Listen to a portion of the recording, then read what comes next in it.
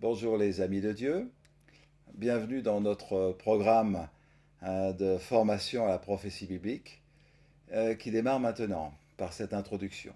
Alors, je m'appelle Philippe Bossier, euh, je suis le président de Théophile Ministère, qui est un ministère à vocation apostolique et prophétique, et le directeur de l'école de prophète Élysée School, qui appartient à ce ministère.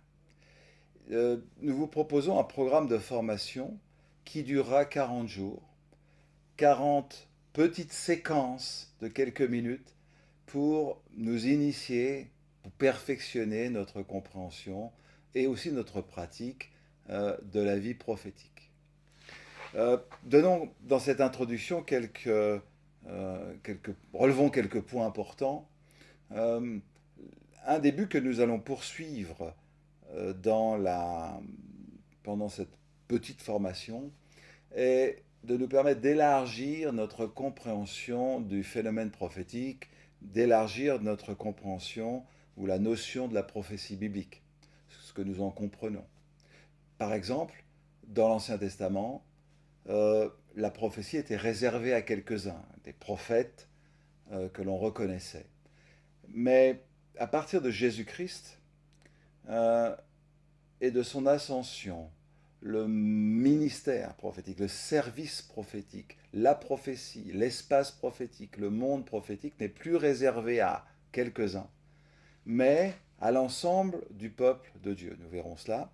Et en ce sens, alors vraiment, justement au sens large, tous les croyants en Jésus-Christ, tous les chrétiens, sont considérés par l'Écriture comme des prophètes.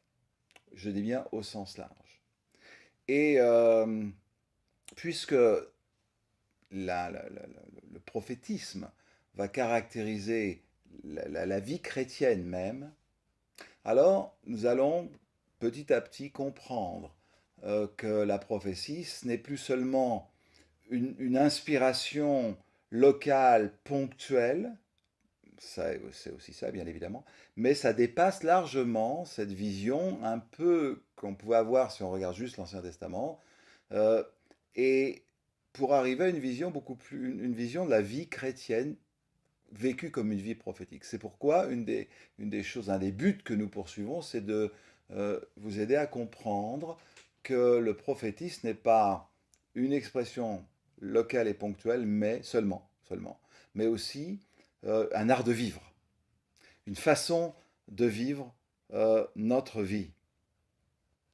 Et une autre question que l'on va traiter, c'est à qui s'adresse la prophétie, quelle, quelle, quelle expression, quel type d'expression la prophétie peut-elle avoir. On verra que ça dépend des milieux dans lesquels nous sommes, etc. Et des gens à qui on s'adresse.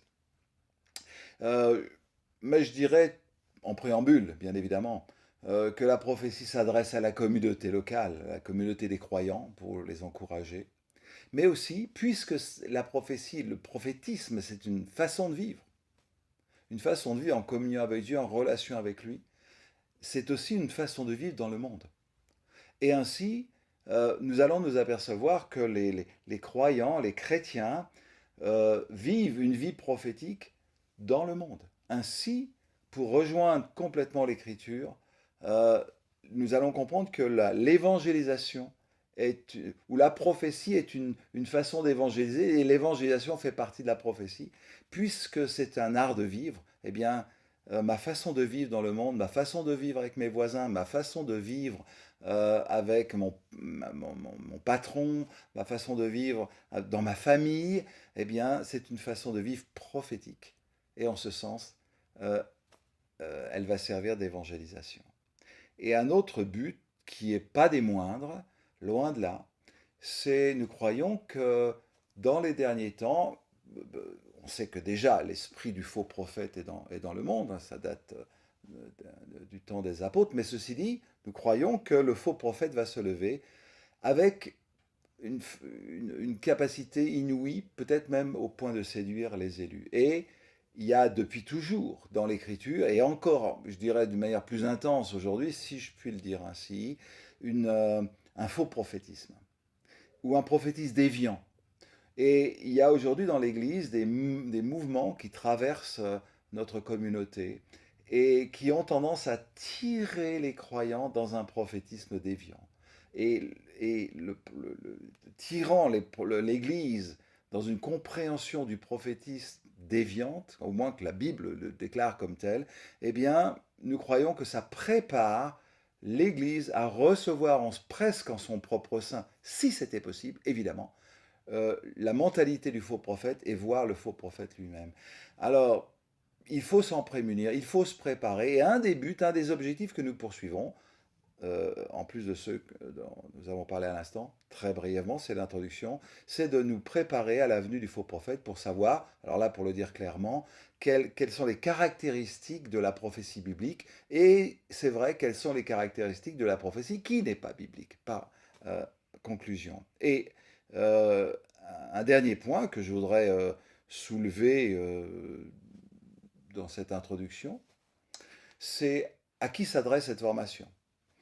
Quelle est la forme que va prendre cette formation? Alors la forme, c'est 40 jours de formation à la prophétie biblique.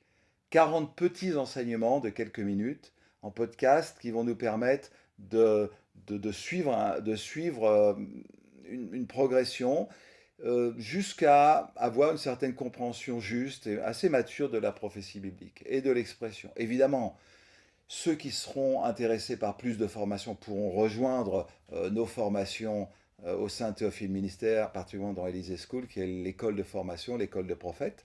Mais là, c'est ouvrir vraiment notre compréhension, je dirais incarner cette formation dans le suivi. Ce qui veut dire que à 3 ou 4 cours par semaine, on peut arriver en 2 mois à avoir une bonne compréhension des bonnes bases de ce qu'est la prophétie. Et pour finir, puisque la prophétie c'est un art de vivre que l'Écriture nous propose, eh bien cette formation n'est justement pas, on n'a pas une pensée de l'Ancien Testament, c'est ce qu'on va appeler vétérotestamentaire, mais nous avons une pensée nouvelle du Nouveau Testament. Cette formation est pour tous les croyants, puisque nous sommes appelés en Jésus-Christ à être des prophètes au sens large, vraiment à être des prophètes, à parler de la part de Christ, à représenter le Christ et à être une image de Christ dans ce monde. Alors bienvenue, allons-y, démarrons le cours numéro 1.